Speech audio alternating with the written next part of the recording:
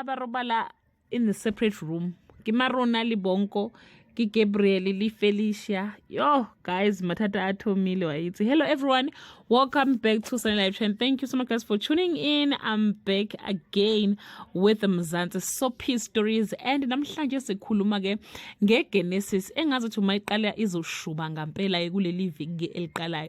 I don't know guys, but ngimangaza ukuthi ke uMaruna uhlanganaphi no Gabriel guys. Felicia ufica uMaruna beno Gabriel in the same room.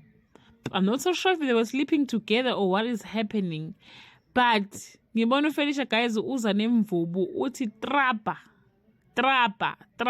in my house, and wesethi ke ucela ukuthi ke i-contract kaMaruna i-terminate laphana ke eGenesis. Guys, truly speaking, mina I thought uGabriel kukhona into ayenza lapha kuMaruna ukuthi ke azavume ke ukulala naye, but ke lately kwasengazi ukuthi hey babevumelene ngampela yini befuna uMaruna endlini kaGabriel, or yini befuna uGabriel endlini kaMaruna.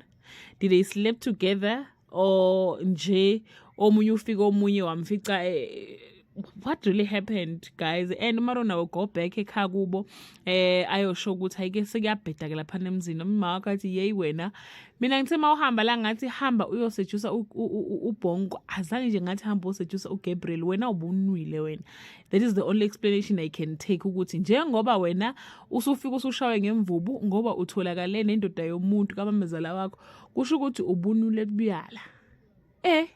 Guys, izoshuba ngampela kuleli viki shame, I don't want to lie, but I'm so surprised because ngokwami nje I understand ukuthi yini ehlanganisa uMaruna no Gabriel like in that ngaleyo ndlela leyo ukuthi bangazi babe ukuthi no, I think they might be a mistake here guys.